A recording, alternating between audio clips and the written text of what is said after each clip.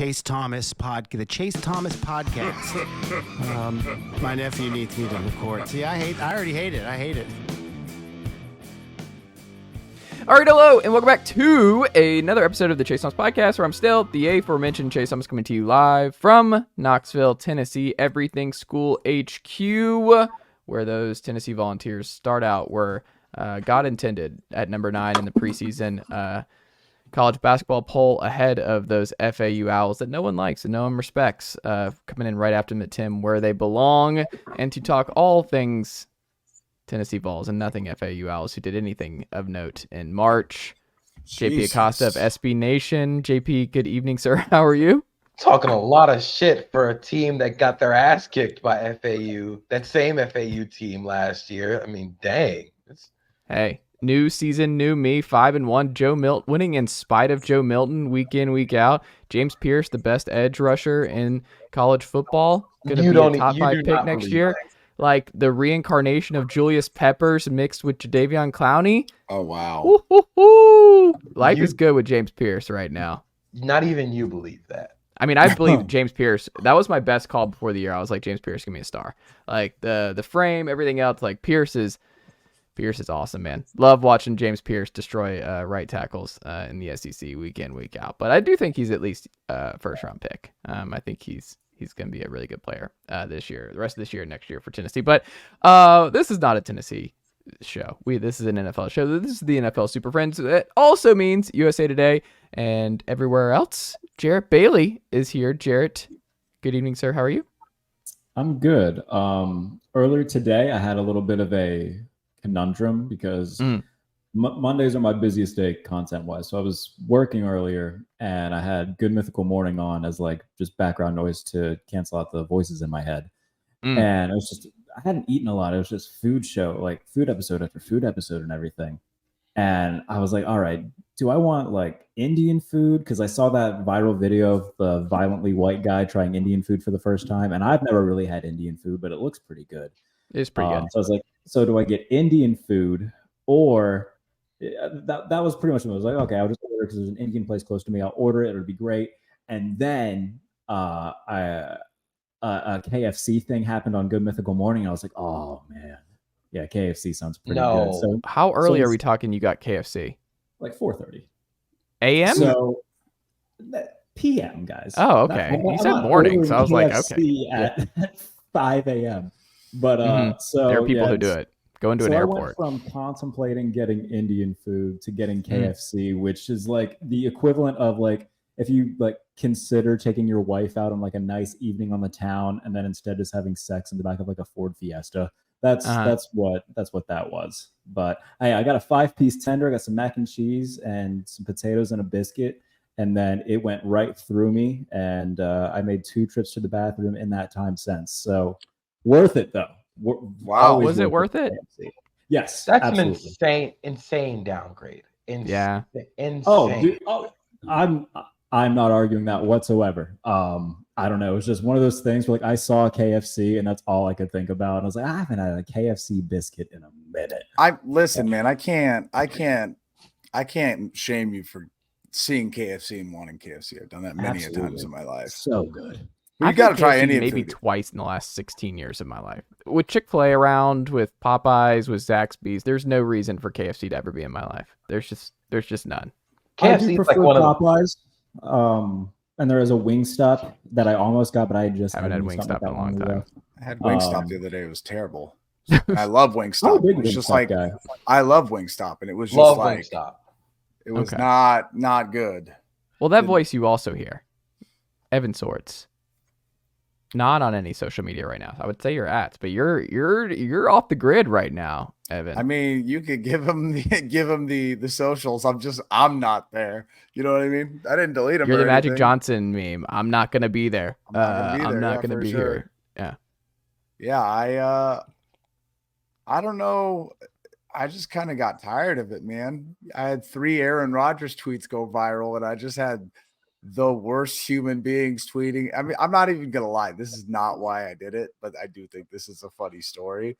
But I had a few, like, I was just like joking about Aaron Rodgers, and it just like, you know, the Travis Kelce, Aaron Rodgers situation. Then like of course, summons the Taylor Swift fans, the MAGA people, the anti-vax people, the Chiefs fans, Aaron Rodgers There's fans. not a worse blunt rotation than Swifties and MAGAs in the same. It was group just, here. it was nonstop. I got called a retard more times, I think, in my life in a span of 2 days. A word that like is not, I haven't heard that word. And I haven't personally heard anyone say that word as an insult in like 10 years at this point. And it's just like all these like trolls say. It was insane. I don't recommend it. But yeah, for my mental health, I very much so. I don't know, man. I'm like always the guy on Twitter, right? Everyone knows me as the Twitter guy, and I do love Twitter, and I enjoy Twitter, and I enjoy all the things that has come from this as I sit on a NFL podcast with 3 incredibly talented and smart individuals where I literally just show up on this podcast because I love you guys and I love talking about the NFL. I'm not trying to be in media. This is just fun to me. There's so much good that has come from me being on social media, and I can respect and appreciate that. And I wish I could just synthesize that part of social media, but I don't know, man. I was just like every part of my day, whether I'm talking to people, whether I'm at work, I'm just like checking notifications. And I was just like, I just got to get rid of it. Well, how's Yeah. Milo? We haven't seen him in a week. Is he good? Milo's great. Milo's Good. doing good. In fact, Milo is the beneficiary of this, right? Like He gets more time. he gets so much more. I mean, he already gets so much. But did he attention know from about the me. likes? Did he already know about being a little TikTok famous? He's kind of like, you're kind of cutting me off here. I love following Evan for seeing the Milo. See? Seeing Milo on TikTok. That's Does he not know? I thought you meant like how's Milo now that you're not on social media? Yeah, how is Milo being TikTok famous? I think as long as we can find a way to make some money out of this so he can finally get a job, I'd appreciate that. But yeah, it's insane. I mean, like that TikTok has been absolutely wild. We're at 1.2 million views at this point. It's pretty crazy. And I don't even Dogs think are good. People like dogs. Yeah, dogs People are great, like good dogs. especially when they're screaming at you. I mean, hey, that's what they do. Well, folks, don't forget NFL Super Friends. Each and every Monday night we record this, goes live on your preferred podcast player, Apple, Spotify, wherever. Every Tuesday morning, you can also get the full episode on YouTube on Tuesday as well, youtube.com/Chase Thomas Podcast. Like and subscribe, all the good stuff. And if you're watching this on YouTube right now, first, thank you for checking out the show on our YouTube page. Make sure you hit that like button below. It helps a lot. And leave any comments, questions you have for us, anything like that in the comments. That would be great. We'd love to hear from you guys. And then also, you can email this show at chasethomaspodcast@gmail.com. Also, check out the homepage, chasethomaspodcast.com, for all the information you need about this daily national sports show. So do all that. And yeah, NFL Super Friends each and every Monday night going live for you guys each and every Tuesday morning for your morning commute. So before we get into our takes of the weekend, Evan, I'm just leading this in. I watched way too much because the Atlanta Falcons were rough on Sunday. What happened to that team? They're still winning the division. It's going to be an ugly division win, but they're still winning the division. But I will say, I was watching just as much Niners Browns Sunday afternoon, and I felt bad watching this, and I can only imagine what it was like for Evan, who went through the Bears game 2 years ago in the monsoon, and what that game was to this year now with the Browns winning with PJ Walker and a whole lot of defense and not a whole lot of offense from the San Francisco 49ers. So, Evan, your 2-minute hot take rant on what happened to the San Francisco 49ers yesterday afternoon was what? I mean, listen, as a 49ers fan, I have been watching, for the last, at least under the Kyle Shanahan tenure, right? We've had some of the best defenses of the last 2 decades. I would think that's fair to say. We have at any given point been just a very dominant team. And I'm still so used to at least once a year losing to a team that you have no business winning or losing to. I don't care if the Browns have the best defense in the NFL. I don't care. Like the Niners have one of the best defenses in the NFL, right? I don't care that Jim Schwartz, I just don't care. I don't care about Myles Garrett. I don't care. It's PJ Tucker. Not even, was it PJ Tucker? PJ Walker. PJ Tucker. PJ Walker. I know, but it's like how many times a week do you say PJ Walker? It's PJ Tucker is the only person I could think of. But that's my point though, right? Isn't it? Like, I can't even remember the name of the Browns quarterback. It's the guy from the XFL. There's no reason why the 49ers should have lost that game.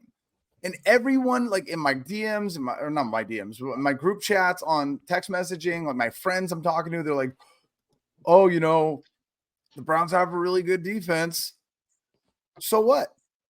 Well, the 49ers lost Christian McCaffrey and Deebo Samuel. They still had Brandon Ayuk and George Kittle. Which, by the way, is there anything more Kyle Shanahan than to go 1 week from George Kittle having 3 touchdowns to not even having 3 catches? It's the most, like, there's no reason on the planet if Christian McCaffrey is out of the game and if Deebo Samuel is out of the game that you're not force feeding the ball to George. George Kittle is not just some guy that's, really fast or, he's like, he's a good blocker. George Kittle, I would say his number one most important quality is that he breaks tackles, that he makes plays, that he is clutch. You could get him the ball in literally at the line of scrimmage, and I would have rather you have done that than pass the ball to Ray McLeod or pass the ball to Juan Jennings, who, by the way, played admirably. Your boy had a good catch there at the end. There's no reason that it should come down to a kick, which, by the way, it came down to a kick who was kicked by a kicker that you drafted with a top 100 pick. And, it was fun to watch him at the beginning of the season, and it was fun to watch him up until yesterday when he missed 2 kicks to make you lose to a bad quarterback. So I don't know, man. A lot of people will just like brush it off, right? Every year they lose one bad game. Every year that, it's a trap game, whatever. I hate that. I'm a 49ers fan that has watched the Eagles get a better, get a first round bye. I'm a 49ers fan that has watched not getting that extra game, meaning not being able to play the team that you want to play, like So I don't know. I have so many thoughts, so many emotions, but overall, just wildly disappointed. It is so. It was so bad. Is it over for Brock Purdy, y'all? No, it's not over, but like. It turns out all you need to do to beat Brock Purdy is take away 2-yard dump passes to Christian McCaffrey and make it drizzle. It was more than that. He has been barely missing these plays all year long, but the players have been making the plays, right? Brandon Ayuk has been catching the ball, right? Debo's catching the ball. Guess who else was catching the ball? George Kittle, who you didn't throw to because you had to block because Kyle Shanahan's running scheme is so important. Oh God, Kyle Shanahan's running scheme. What are we going to do if George Kittle can't block for Kyle Shanahan's running scheme? That did nothing. Oh, I got to run the ball 7 times before I throw a play action because they'll never, if I don't run the ball 7 times before the play action, how will they'll, it's just like, why do we have to synthesize every Kyle Shanahan bad game or loss to all these like big brain ideas? If you have 2 of your best offensive skill players go down, how is it not immediately get the ball to Brandon Ayuk and George Kittle? I don't care. Get the ball to them. It doesn't have to be. Ayuk did have a lot of targets. It's just they were bad throws by Purdy that weren't caught. Right.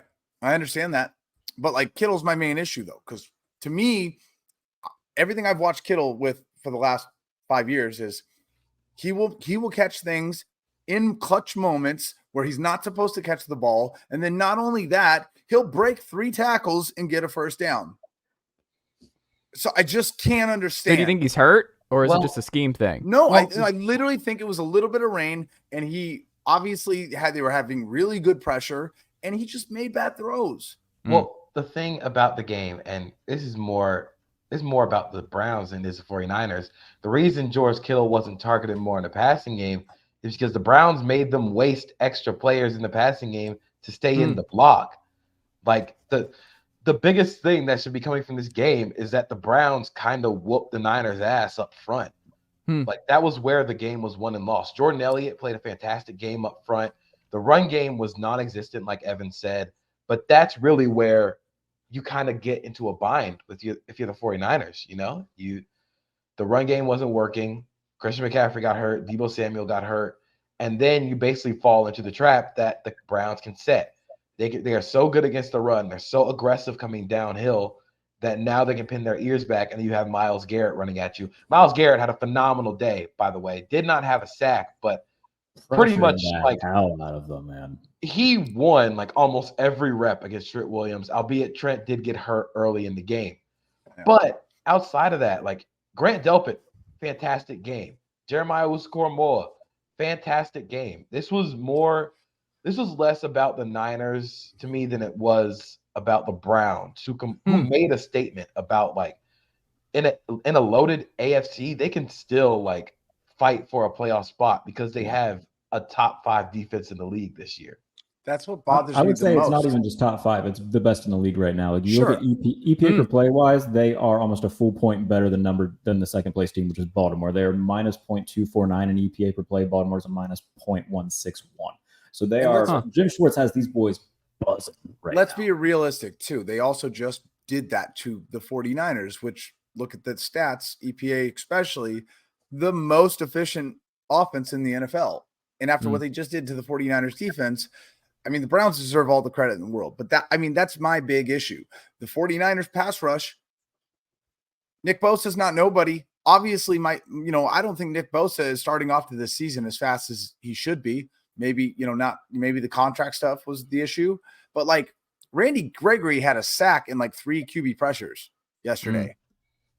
Like they're getting support, but it wasn't amounting to anything. And again, not to like, I don't want to like beat a dead horse, and I don't want to talk about this over and over and over again, but like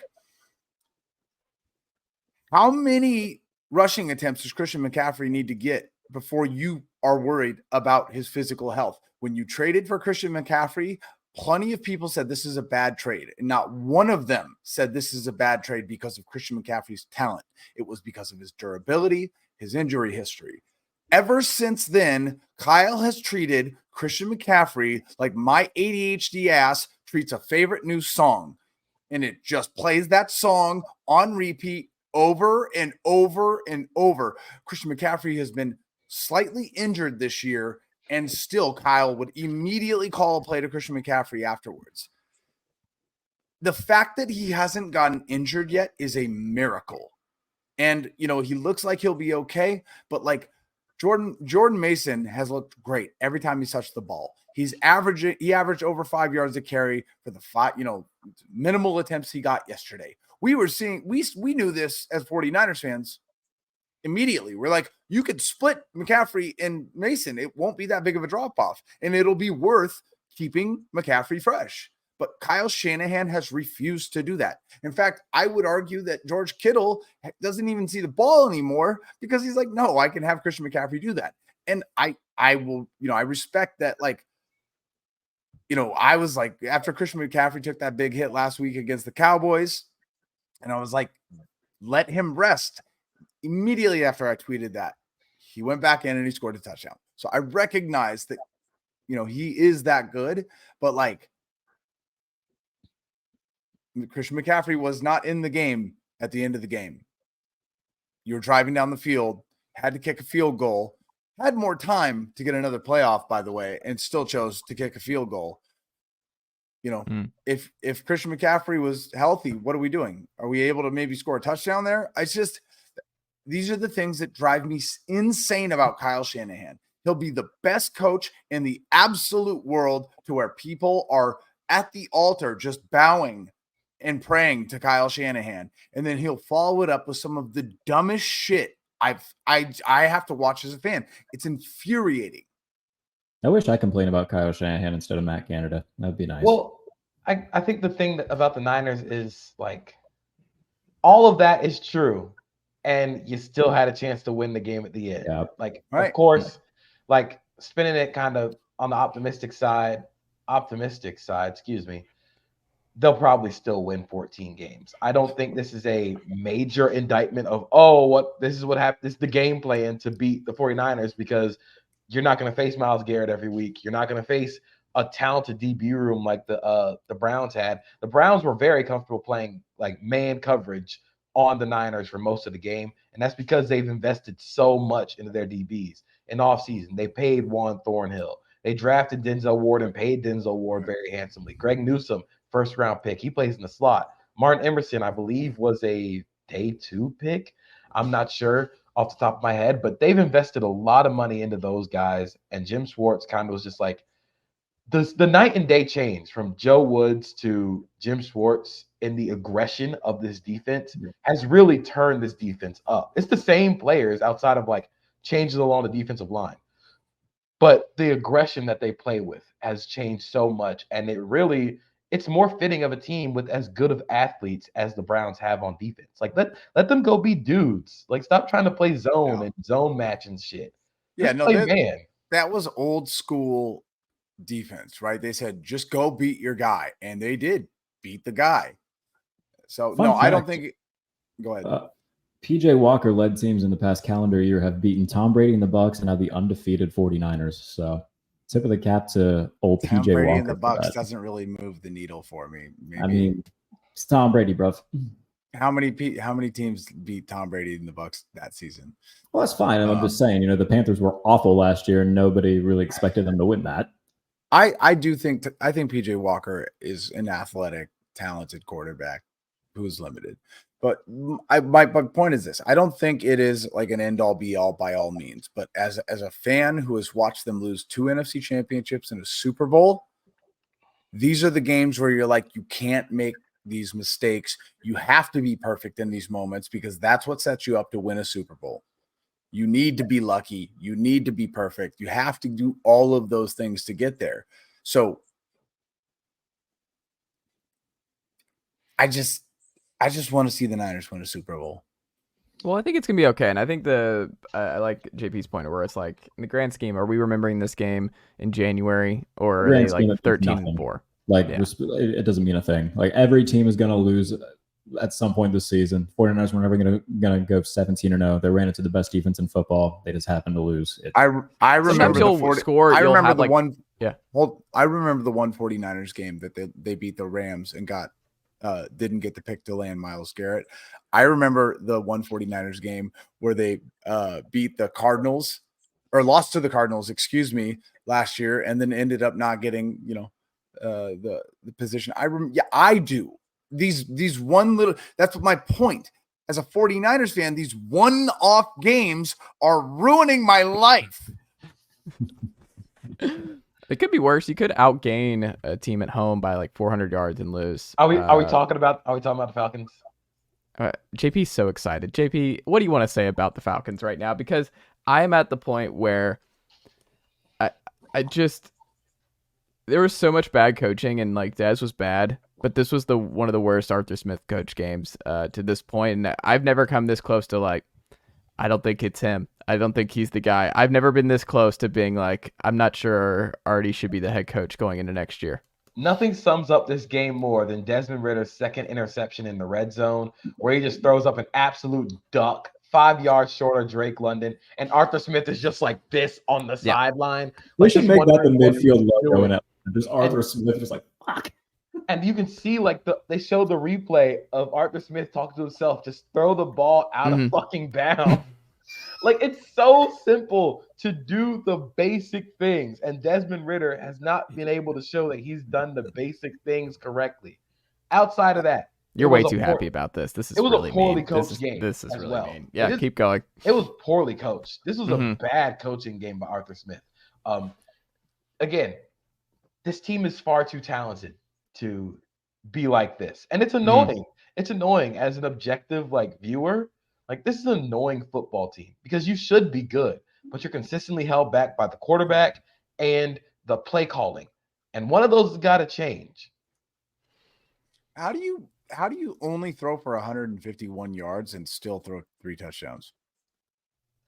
I mean, you got to watch this game. Is Jimmy Garoppolo the quarterback for the Commanders? And I just didn't know about it. Heineke time in Atlanta, man. If he keeps trotting out Desmond Ridder, there's going to be a mutiny. Well, here's the dumb thing about it. And the Falcons fans were in this weird boat where the defense is legitimately really good. The defense is legitimately not going anywhere. This is here to stay. We have 6 games of sample size of this defense actually being really good. And this defense gave the offense so many chances to do something and come back and win this game.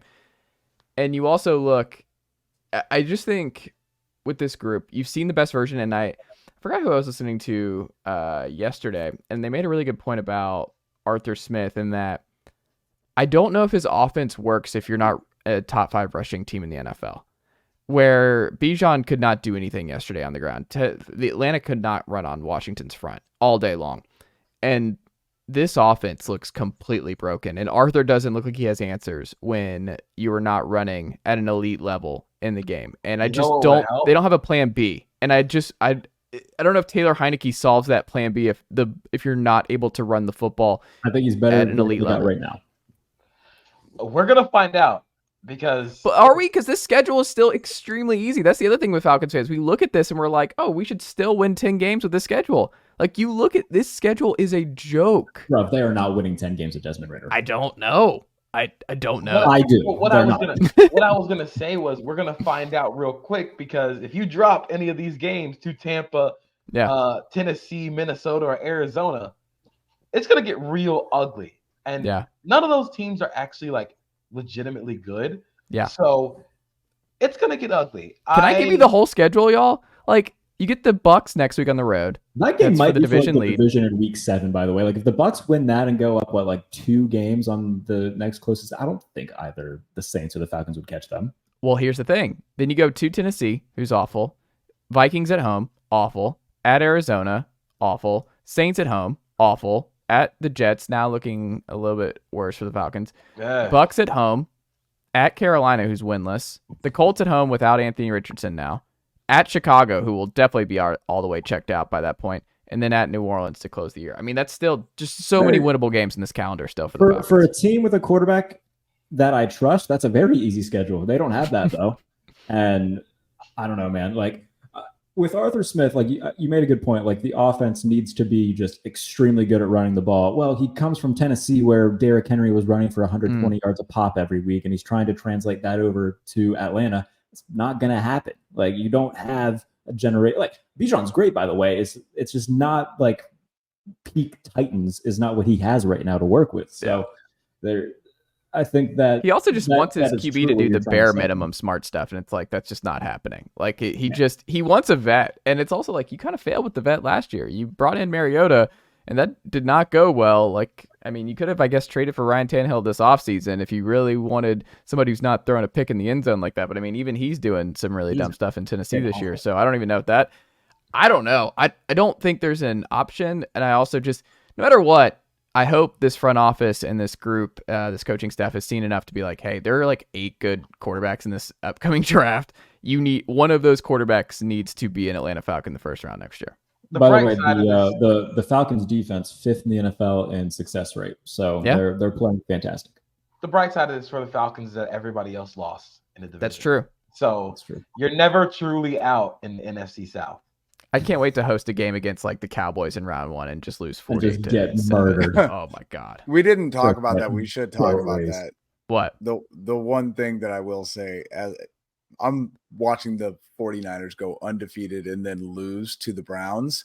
Mm-hmm. At least it was the week that the Seahawks, the Eagles, right? Everybody loses. Yeah. Teams lost this week that definitely made it, more palatable I guess. I think a big winner, though, when you say that, the team that won and they unlocked a new cheat code, the Detroit Lions with Jameson Williams, who looks back to his old self. And if Jameson Williams is back to Alabama Jameson Williams, that's something we haven't seen because you already got Amon-Ra St. Brown. You have the tight ends. I mean, you look at this. Are we now looking at Detroit Lions, NFC legitimate contender? I'll say it right now. They're unequivocally better than the Eagles are right now. The Eagles have not looked like the Eagles. Don't give me that look, JP. I knew you were going to say something. Dude, the Eagles' offense has been mid. Also, and they finally ran into a defense where they couldn't continue to be mid, where they could get away with it, and it bit them in the butt. Where Jalen Hurts looked terrible, and it finally caught up with them. Does Jalen Hurts finish with more picks than touchdowns this year? No, he'll be fine. They'll be overall fine, but they are not looking like what they did last year. And in terms of, I am in half the screen now. In terms of what that has looked like for them so far, like they look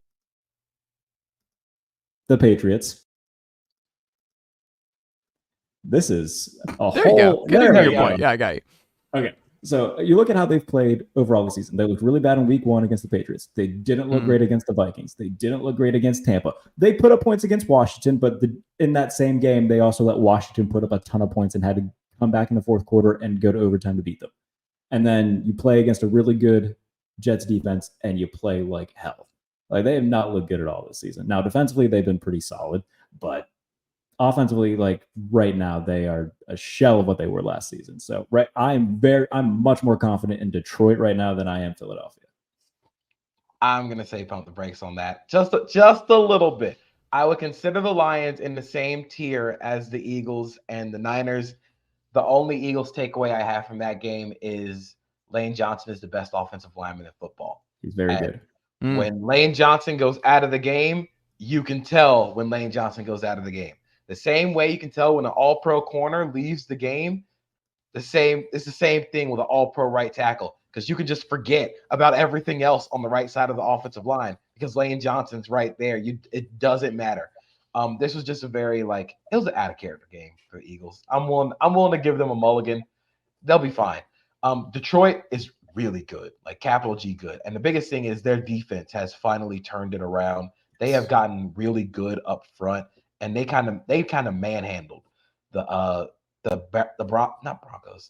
Bucks. I think it was the orange jerseys that threw me off. The Bucks on Sunday. If they can get that the defensive line playing really well with how that offense can just beat you in any way possible, they're legitimately NFC contenders. And you mentioned the defense. Last year, the Lions finished 31st in defensive EPA per play. They're 7th in defensive EPA right now. So just a massive jump that they've taken. And credit to all those guys. And they went defensive heavy this season and the offseason. They brought in a bunch of they bring in Cam Sutton. They bring in Emmanuel Mosley. They bring in Gardner Johnson. They draft the linebacker from Iowa. Is it Jack Campbell? Brian Branch as well. Like they have had dudes on that side of the ball show up, and it's paid dividends on the field. I just am curious because now you're looking at the top of the NFC. I think it's just that's those three. I don't see anyone else creeping in this year. I think it's going to come down to those three. But the fact that we're talking about Lions could actually get out of the NFC. I mean, the first year you're actually looked at as a NFC North favorite. For them to really be in that spot is pretty amazing. Plus, shout out to Jared Goff, too. In his last 17 games, 29 touchdowns, 4 picks, and like 4,700 yards or something like that. He's bald. I wouldn't say they're in the top 3 of the NFC, and I know they did lose on Sunday, but the Seahawks are playing really good. They're better than the Seahawks, though. They're better. They lost to the Seahawks this year. Meh. Tossing it out. We tossed it out. It happened. We tossed it out. Toss it out. No. We don't leave it on the field on this show. We're all theoretical on this. The Browns just beat the 49ers, and no one's saying that the Browns better than San Francisco, though. I'm not saying they're better than the Lions. I'm saying the Seahawks are playing very good football right now. Absolutely. And they might not be in the same tier as the Lions, Eagles, Niners, but if we're talking like teams that can make a run in the NFC, the Seahawks should definitely be considered among those teams. The defense has played phenomenally. Now that everybody's healthy, they got Jamal Adams back. Devin Witherspoon in the slot is a machine. Amazing. The offense looked rough in the red zone, but that's kind of like a high variance thing. They've normally been good in the red zone. The Sunday was rough, but offense remains very good. Geno Smith remains very good. They can make a run in this NFC. And it's really tough to say because I know how they just looked, and I know how they looked against the Niners. Dallas is still like they're still among those teams that can make a run. Those are probably the only 5 teams that you say like can make a run in the NFC. Dallas is like the Anthony Davis peeking around the corner meme. Like I need to see more from Dallas, but they're still there. I think Dallas, if they win the division, I'm looking at it where I'm like, yeah, they can win the NFC. I'm monitoring. I think if they're the a wild card team, we've seen the wild card Dallas Cowboys too many times. I don't think they're running the gauntlet as a wild card team. I don't know. That's my gut. They got 2 losses. They lost to the Cardinals as well. I was going to say they're 4-2 now, 3-2. Yes, they're 4-2 by this week. So yeah. I don't know. A game behind though. Don't make a run for it. Hot take or not, Jarrett? The Browns defense is good enough to win the AFC North, in your opinion? I mean, right now you look at just how everybody else in that division looks like. They're the AFC North is the only division where every team is 500 or above, and I could argue all of them aren't good. Like Baltimore has no juice on offense outside of Zay. Like Baltimore to me is a lot like the Chargers right now, and nobody talks about this for some reason. Oh wow, they could have any lead, and no circumstance am I confident that they'll keep it. This has been like a 2-year thing. Last year they blew a lot of late leads. They blew one to the Giants, the Dolphins, the Bills last year. This year already. They blew one to the Steelers. They almost blew it to the Titans. That game never felt like too in doubt, but Tennessee was coming back in the fourth quarter. And then Tannehill got hurt. Then Malik Willis got sacked 5 times on 15 plays. But Baltimore they don't have any juice offensive. Nothing consistent at least outside of Zay Flowers and Mark Andrews when they get on the ball. Defensively, I like what they're doing. They're one of the best defensive teams in football. You look at what Justin Madubuike is doing. Roquan Smith's very good. I love what their front 7 is doing, but offensively, man, I don't think the Ravens are scaring too many people with the skill guys that they have. Lamar's great, but no one's like laying awake being like, oh God, Rashad Bateman and Nelson Aguilar, what are we going to do?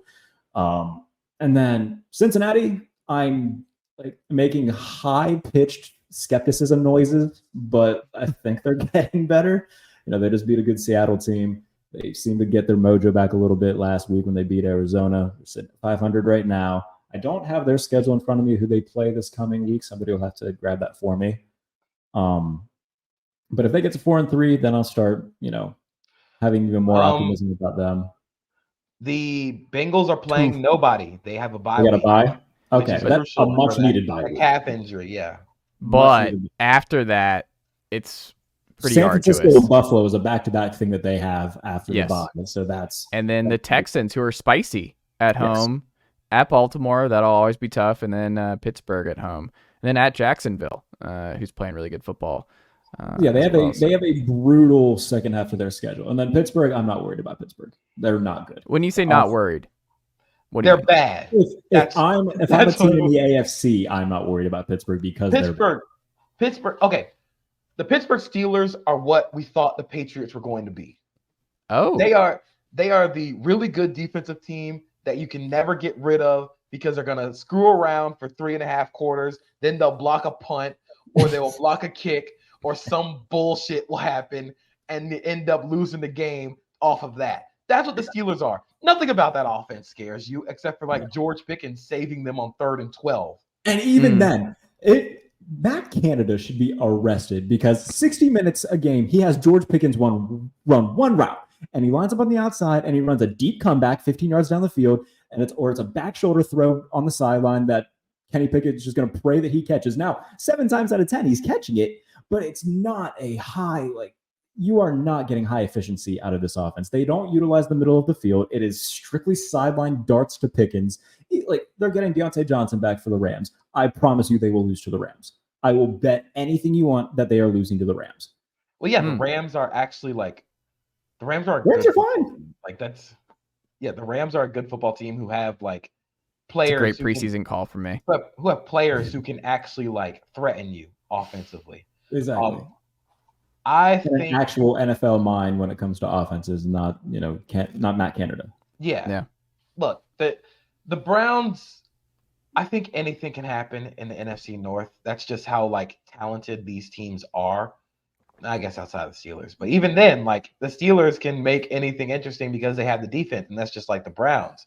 The problem is it's the quarterback. Like that's the issue. Like that's been the entire issue. That's the reason like they're 3-3 now.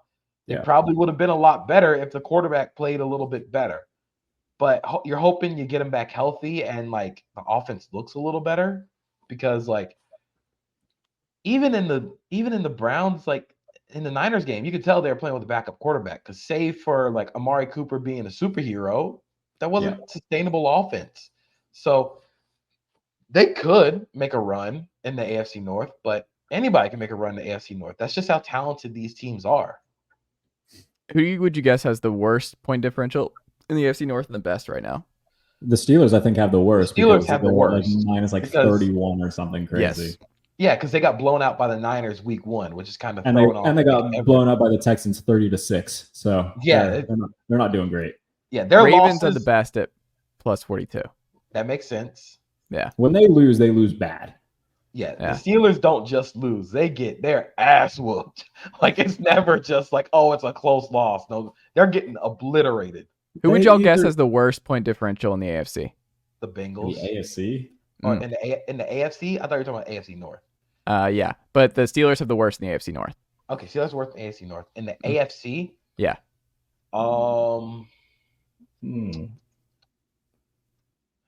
I'd probably guess Tennessee. Nope. Oh. Is it an AFC South team? I don't think it is. It's not. Okay, that's what I was thinking. Is it the Patriots? It is the Patriots minus 80. It's the Patriots because they just can't score. Like they went 10 quarters without scoring. Well, sometimes they just can't score. Their defense is also giving up a bunch of points, 152. Because they're on the field all the time. They're on the field for like 40 minutes out of the game, and they've got a lot of injuries on that side of the ball too. They're without two of their best defensive players. So, like, shoot, man, like. Do you know what I also love? The synchronicity. I don't know how to say that word out loud.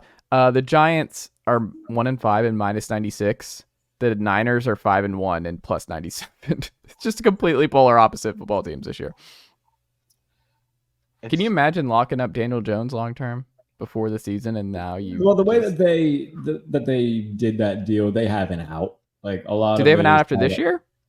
I would have to look at it. I think it will be after next year. It would be more friendly. They can get out of it this year. They'd eat a little bit more money, but after next year, they're fine money wise. They could get out of it this year, but they'll just have to eat some money.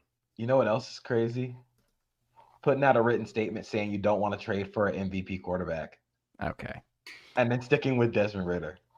I mean, we joke, but I still think like the betting favorite is Kyler Murray to be the next Atlanta Falcons quarterback. Like I think that's a hand in glove fit. I would not be surprised if that's what ends up happening. That's my gut. I don't think they go quarterback in round 1 next year. I think they just trade for Kyler. I think Falcons and Vikings are my two favorites for Kyler.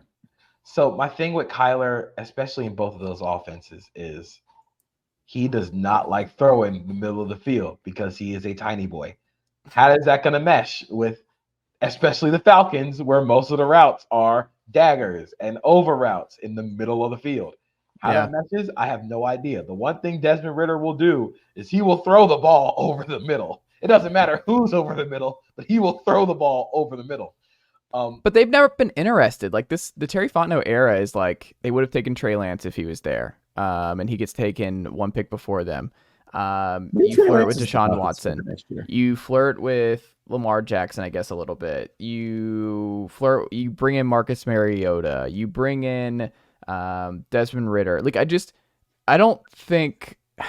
think they want to move. They want a quarterback who can move and throw on the run and do stuff outside of structure and do that. I just think they're so run dependent that they want a mobile quarterback to pair with Bijan and company in the backfield. I think that's what they want their identity to be. Well, I'm not saying like being thrown over the middle of the field makes you a stationary pocket passer. That's not what I'm saying. I'm saying like Kyler's style of play, throwing the ball, which is where the Falcons like need the most help, it doesn't necessarily mesh. Now, do you change the offense for a guy that you bring in who you have to pay a lot of money for? remains yet to be seen. But I mean, going into this offseason, the best quarterback available is probably going to be Kirk. And That's what I was thinking. I feel like that's a fit. I mean, he's probably the safest, but you would still get like Kyler is a better quarterback than Kirk right now. So Sure. I don't think Kyler is a better quarterback than Kirk right now. Upside, I think Kirk's the more dependable one. Kirk has played very good. Kirk's played good. He's played very good. If Kirk is on the Falcons this year, they are comfortably like. They're like but where does Kirk fit if he leaves the Vikings? I was thinking about that the other day, where there's so many teams that are just locked into quarterbacks now. I don't know where you plug him in. I don't know who's paying for Kirk Cousins. Honestly, I think he stays in Minnesota. I think he Vikings fans aren't like that. I think he signs a 1-year deal. The Vikings draft their quarterback of the future. They can sit the quarterback, and Kirk Cousins gets to play with Justin Jefferson for 1 more year, while Justin Jefferson like signs his extension, so he can be like, "Hey, now you're stuck with us, and you have to sit with this young quarterback." But outside of that, I mean, what team's going to need a quarterback? What team's going to need Kirk at quarterback? The Giants. Indianapolis. Shut up. Don't do this. I mean, the Colts do have to take quarterback no matter what in the first round next year. No, you have they to. don't. Yes, Do I mean, not. it's already don't. starting. Anthony Richardson is not a healthy quarterback. It's not. He's going to take these shots. It's going to keep happening. Like Anthony Richardson, it's already over. It's over. You're not getting 3 generational healthy superstars in the AFC South for the next 10 years. Freak injury, and now It's over. JP, it's over. It's CJ Stroud and Trevor Lawrence's world in the AFC South for the next 10 years. It's over. I'm so done with all of this. It's over. What are we doing? You got to move on. No, Got to move on. This is like, there's just so many quarterbacks every year in this league that come in that you're just like, oh, took a shot. Can't count on him. It's not going to work. He's going to take the hits. He's electric. He's fun, but we have to have insurance. We have to go back to the well. Sorry. Got to do it.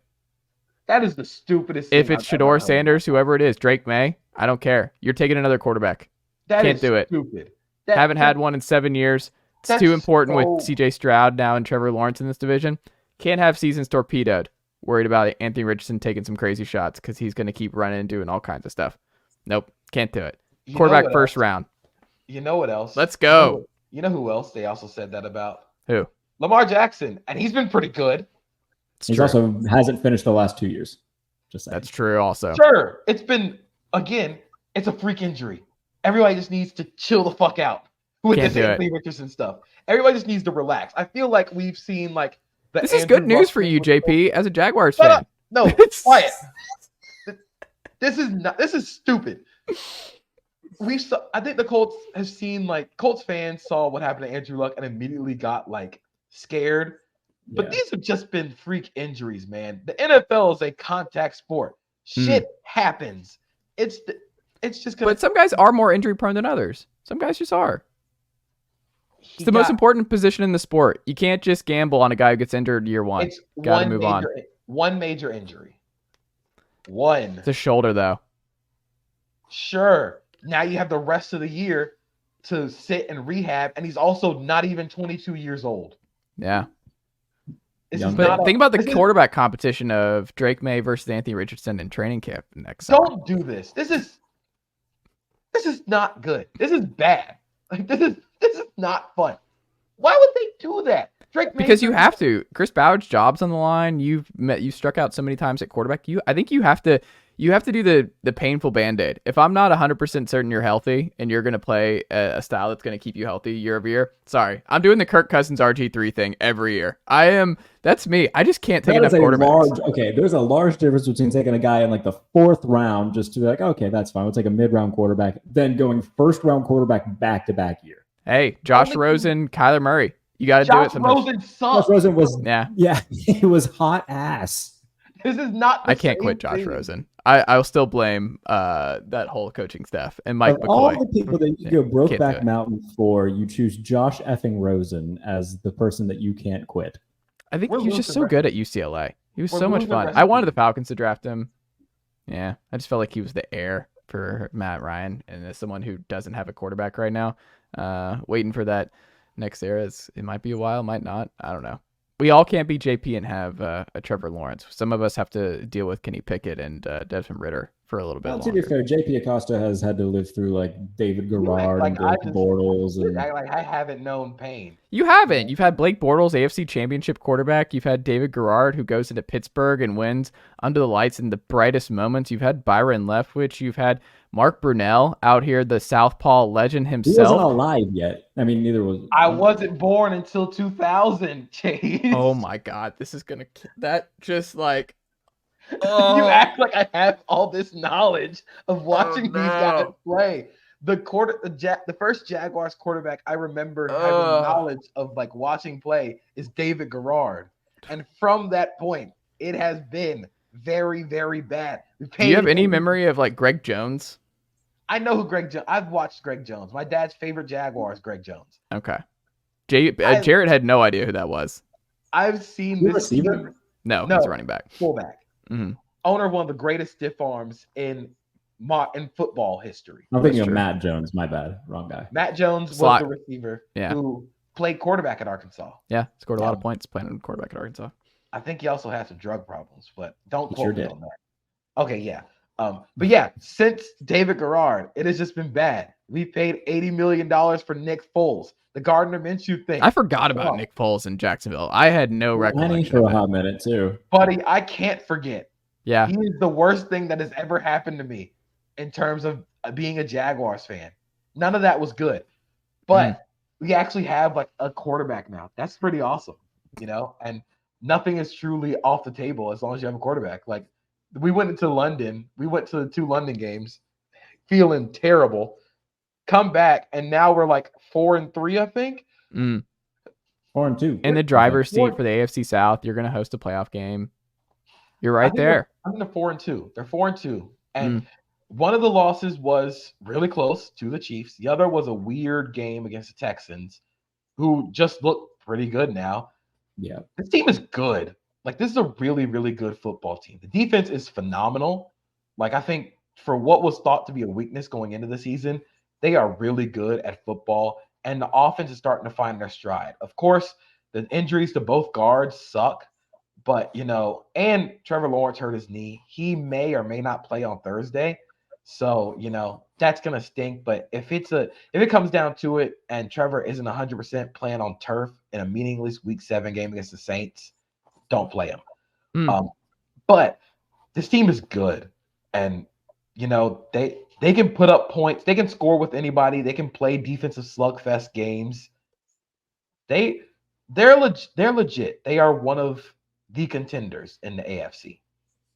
Yeah, you brought up their defense. It was crazy too because we assumed coming into the season, okay, the Jaguars' offense is going to be pretty good. Defense is going to be a little bit of a liability.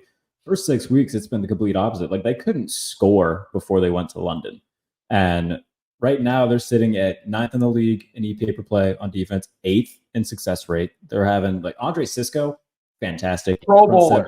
Let's talk about it. Pro Bowl Cisco. Good, man. He is fantastic. The front 7, they're getting more production out of all these guys in terms of Walker's had his moments. Why am I blanking on the nose tackle that came back before this year that everybody was really excited about? Why can't I remember his name? Oh, are you talking about Foley Fatukasi or Devon Hamilton? Devon Hamilton hasn't played yet. But No. There it wasn't Foyer. It wasn't.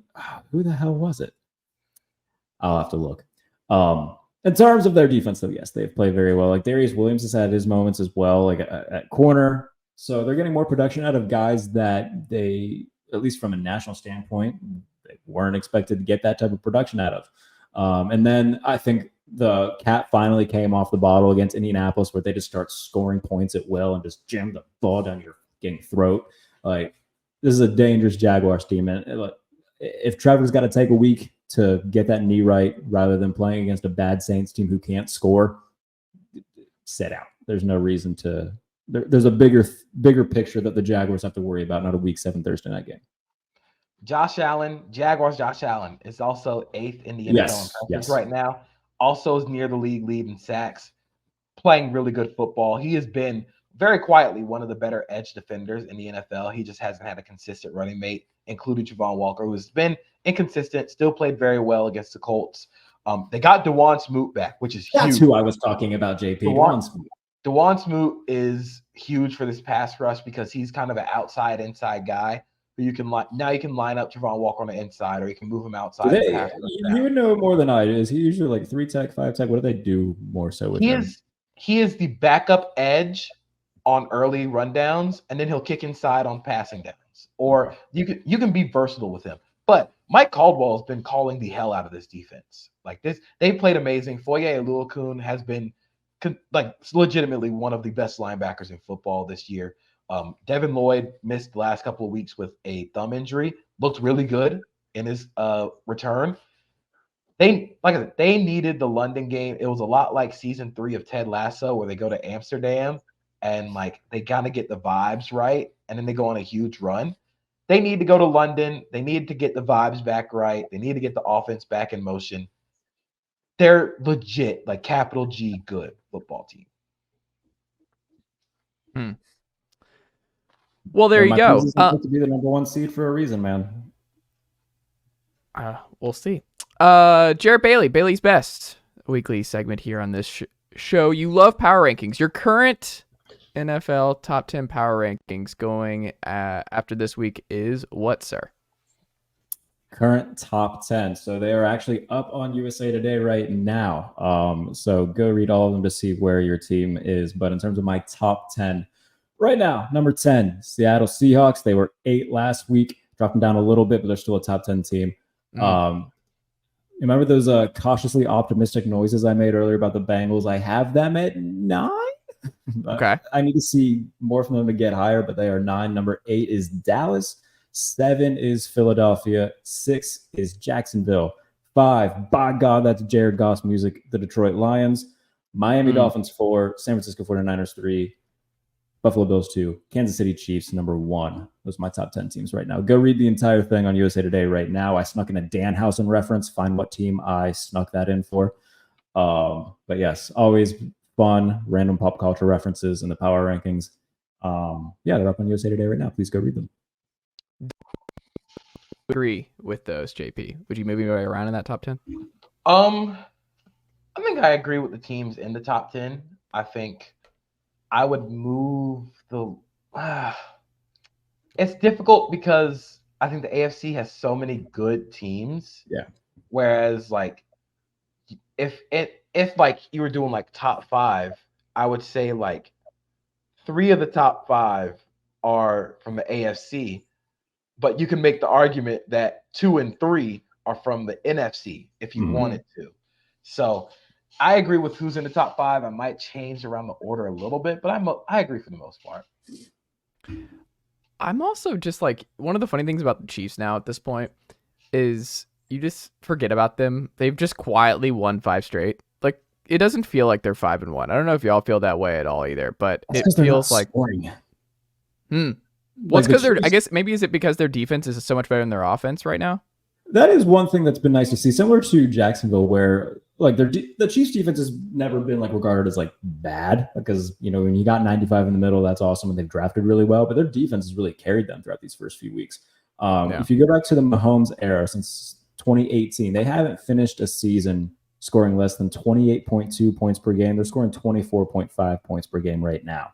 Last year they were held under 24 points 3 total times. They've already been held to less than 24 points 3 times this season. So I don't know necessarily what the issue is. Like, we can talk about them not having a top tier receiver. They didn't have one last year and they were still fine. They won the Super Bowl last year with largely this same roster. Is it maybe an Eric Bieniemy thing being gone? Maybe. But right now their offense isn't looking as good as we are. They're still efficient. They're still moving the ball and getting on the field. It's just they aren't finishing. And that's not what we're necessarily accustomed to with the Chiefs. I think the thing for them is it's not that they're bad at receiver. They're just not as consistent anymore. Last year, they weren't as young as they were at receiver last year, but you had Juju Smith-Schuster, who, while his ceiling was limited, you knew what he could do. He was going to be the safety blanket. He was going to be the contested catch receiver. Yeah. Now you're replacing him with Rashee Rice, who while I thought was a good receiver, he's still a rookie and he's still learning. If you're counting on him to be the immediate savior and be that immediate guy, it's going to take a little bit of time. You know, I think the Sky Moore stuff been really weird. He is a slot receiver. Stop playing him out wide. Stop also trying to make Kadarius Toney a thing downfield. I think they know that. I think we know that. Not going to happen. I think they'll be fine. I think I trust too much in Andy Reid. I trust too much in Patrick Mahomes. They have, and like Jarrett said, defense is real good. That defense is really good, and they'll figure it out. And it's nice because they've been good for the past couple of years. Like L'Jarius Sneed getting his fires, Trent McDuffie, obviously Chris Jones, but like Nick Bolton, Willie Gay, Jordan Reed. Like they are. I don't think that there's necessarily like a hole on that side of the ball, which is, you know, hard to accomplish. And it's just that's a statement to how well their front office has done at building the team around Travis Kelce and Patrick Mahomes, which, you know, when you have a guy who's making that much money at quarterback, who deserves it, obviously, it's important to draft well, and they've knocked it out of the park. Neutral site, who are you taking right now? Dolphins or Chiefs? Chiefs. It's a close game, but yeah, I still have far too many questions about the Dolphins defense right now. Yep. That's the big thing. I don't trust them. And while they've looked better, it's still like I need to see it. I still need to see it, especially in the run game where the Chiefs have gotten a lot better. And they don't have a consistent their DBs are too inconsistent. Xavier Is there Howard, a midseason trade that they could do that Miami could do that kind of pushes them back? They did their midseason trade already. He'll be back probably by the end of the month. That's the midseason trade. That's their trade deadline deal. Getting Jalen Ramsey back. Yeah, that should help. But again, you just wonder how much of a boost like is Jalen Ramsey going to give you off of knee surgery? Yeah, you know? And I'm not saying like Jalen Ramsey is a bad player. He's very comfortably not. It's just how much are you expecting them to do coming off of knee surgery? How good do you need him to be for this offense to not feel like they have to score 70 points a game? And that's the thing, too. Like, the one really good team they faced this year was the Bills, and they lost by 28. And it is very good that their run game has become such a focal point of their offense. And I think the thing with the Bills game is that they got down so early where they couldn't really incorporate that as much as they would have liked to. Now, when they play Buffalo again, it'll be in Miami, and I have every expectation that it'll be a close game. But right now, like they haven't faced they faced a good defense in Buffalo. I think the Chiefs' defense overall is better than the Bills.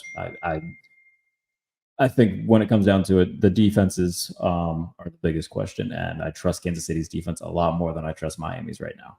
We're gonna see with that defense real quick. We're going to see Sunday night. They play the Eagles on Sunday night. Play the Eagles, yep. And then they play the Chiefs. Can I say one thing?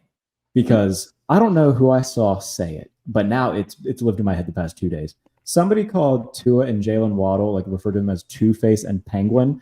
As a Batman nerd, that's a great duo nickname that we aren't focusing enough on. And it's even better because you got the Eagles, who 3 of their players refer to themselves as a different version of Batman. So the fact that this isn't being marketed as like a just full-on Batman comic, somebody needs to do it because I need it. The thing I worry about the most for the Dolphins defense against the Eagles is, are you just going to get the crap kicked out of you up front? Because that's kind of what happened to you against Buffalo. And Buffalo does not have as good of an offensive line as the Eagles, who, if you are willing to give them 6 yards a run, they will do that for the entire game. Knowing that you have that offense on the other side of the field, they'll probably try and shorten that game. Jalen Hurts will probably throw the ball maybe no more than 20 times. They had a 19-play drive against the Jets. I wouldn't be surprised if they have like a couple like 14, 15-play drives against Miami. Look, we know what Miami's going to do. They're not going to be a team that's going to send a ton of pressure. And that means, okay, Jalen Phillips, you got to win. That means, okay, the interior guys, Wilkins, Sealer, you guys got to win. And, you know, against that offensive line, that's going to be hard to do if you don't have any extra bodies. And they also aren't that great at linebacker right now. No, they're not. It's a bad combination to have against an Eagles team that will literally just like, you are strong, but be much stronger for the entire game. They will inside. This feels like a game that Dallas Goedert will have a nice statistical performance. Oh, you're calling Dallas Goedert. I'm saying Devontae Smith. Devontae Yeah. Smith's gonna have a good game. He should, because who are you gonna? It's kind of the problem the Eagles pose offensively. Who are you gonna double? Yeah. If you want to put Xavier Howard on AJ Brown and then try and double Devontae Smith, you free up Dallas Goedert. If you want to put more attention on Goddard because he had a great game, you free up Devontae Smith. AJ Brown is playing like one of the best receivers in the league right now. Have you seen what he's on pace for, like numbers wise? He's on pace for like 1,900 yards. There are so many receivers who are on pace for like insane numbers. And that's not even talking about Cooper Kupp and Puka Nacua, who both might go over 1,500 because that's all they do. It's crazy that Cooper Kupp just immediately returned and he had like 3 catches for 100 yards in the first half. And it's just. Well, Evan's not here. I mean, when you're the modern Jerry Rice, that comes natural. Whoa. Excuse me? I know you did not just call Cooper Kupp the modern Jerry Rice. Many are saying. Who is many? Many are saying. This is like that meme of Patrick. And he's like, what street said that? You mind your own business. No, what streets are saying that he's modern day Jerry Rice? Hey, look. Knoxville's talking. They just see it. Knoxville. Oh, brother. That's just, we know good wide receiver play. I don't know if you said Jalen Hyatt, big 4th down catch, doing stuff for this G-Man getting on the field. So, little things. It's the little things here in Knoxville, he Tennessee. Finally got on the field. That's crazy. Okay, that's and you see what the teams look like when he's not been on the field. So he comes in, sparks a little bit. So he scored 9 points. Yeah, what spark was there? Putting a lot of fear in those 9 points. Cedric Tillman's team getting a dub. He's Cedric out there. Tillman's team getting a dub. You can't even say the snaps that he was in. Who does he play for? The Browns. He was like one of their top picks in the draft. His 3rd round pick. The 2 picks, I think the 2nd round pick and the 3rd round pick were DeJuan Jones DeJuan was a 5th round pick. DeJuan was he fell to the 5th round. Yeah. It was Cedric Tillman and I believe a defensive tackle. I'm not sure. I mean, look it up. Byron Young killing it for the Rams. Riley, I think he was Defensive Player of the Week or something like that this week. So love Byron Young. Best story in college football last year. Final thing is we wrap up here on a Monday night here on the NFL Super Friends. JP, thank you for not coaching. Who wins that award for you this week? Who had the worst coaching performance in the NFL? Can I just say everybody involved with Chargers Cowboys? Oh, no. Everybody involved can go to hell. I'm sorry. That is just the worst coaching I've ever seen in my life. Brandon Staley, you are on fraud watch. That is. Oh, no. Look, man. I feel like every week, Brand, we just need to have the Staley. This is like the Staley conversation each week. Staley Award. He did another 4th down thing. I think it was fine. I think the call for going for it was fine. The play call itself was not. The play call itself was not. Kellen Moore was not good tonight. It was not good play calling, because anytime you can run a screen on the 4-yard line, that's just impressive football right there. But then you go to the flip side, the Cowboys did not deserve to win this game because they ran out of timeouts with 4 minutes left in the game. And then the Chargers also didn't have any timeouts. So this was really 2 people hitting each other, trying to hit each other over the head with a bat, but missing. This was both teams just punching themselves in the nuts for the entire 60 minutes. It was just poorly coached all around. And we're gonna do the whole the takes about Justin Herbert or the Dallas Cowboys. My biggest thing is nobody won in the Kellen Moore Dallas Cowboys split. Both of them look bad. Everybody involved can go to hell. It's like when 2 just really toxic people break up.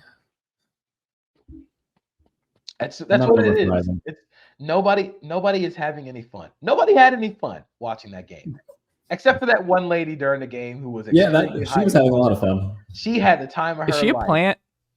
No. Nobody is that excited Like, no plant can get that excited over Chargers football. I think it just broke Jarrett. Plant.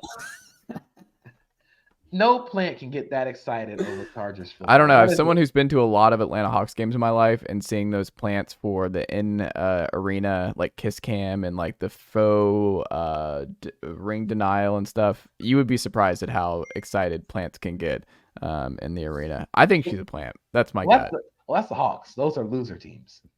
So, What is the Chargers? a slightly less loser team. They're a chaotic loser team. The Hawks are just bad.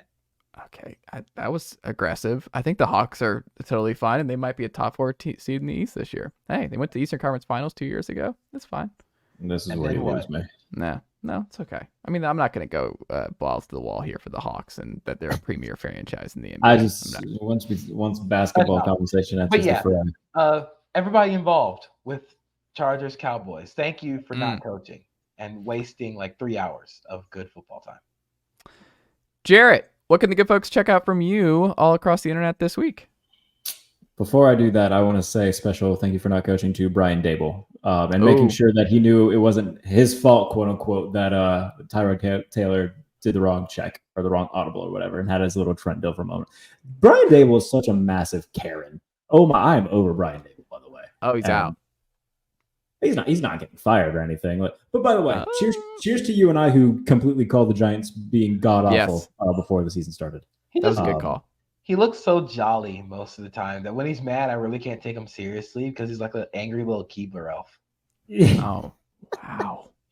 He's just so short and he's got the Keebler elf vibe, you know. And when he gets mad, I'm like, dude. I'm also surprised he's not wearing head stuff when it's cold. Like, as someone who has to wear like a beanie, like the weather's changed here, like, you know, you lose so much of your heat from your head. Well, he's from New York. He's from the Buffalo area. I don't care. You're gonna get cold. I don't believe you. I don't believe that you're not freezing. Like, I don't know how he's not wearing. He's built for the cold weather.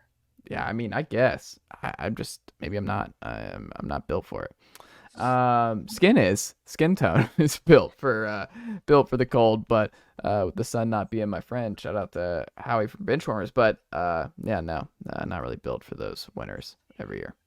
Yes, but in terms of what the people can check out from me, I'm doing a piece on the frustrations that Steelers fans have with Mike Tomlin. That will probably come out tomorrow because I've got a lot to say about it, and like I feel like there's like from a national perspective. Like anytime a national person hears like a Steelers person bitch and moan about Mike Tomlin, they just do the old eye roll thing. He's never had a losing season. Steelers fans don't care about that anymore.